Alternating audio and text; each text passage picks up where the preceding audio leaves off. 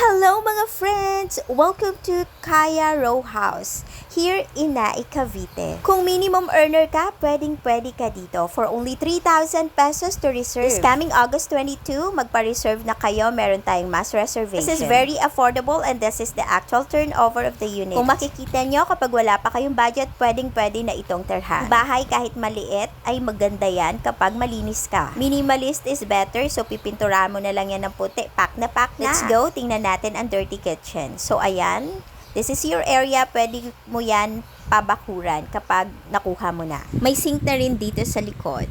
O, diba? Ano pang hinihintay nyo para sa mga minimum earner? Napaka-affordable na nito for only 3,000 pesos to reserve. And ipapakita ko rin sa inyo itong CR. O, diba? Maganda na rin ang CR. Saan ka pa? For only 6,000 pesos monthly. Nako, pwedeng-pwede na. At kung gusto mo ma-shorten ang payment, kung kaya mo naman magbayad, 5 years to pay, nako, papagandahin mo na lang yan, friend. Nako. Kesa naman umupa tayo habang buhay. This is the actual turnover. Makita mo, may ceiling na yan. Masarap sa feeling talaga kapag ikaw magde-design ng bahay mo. So, paano ba? PM na. Sumama ka na this August 22. That's all for now. Bye!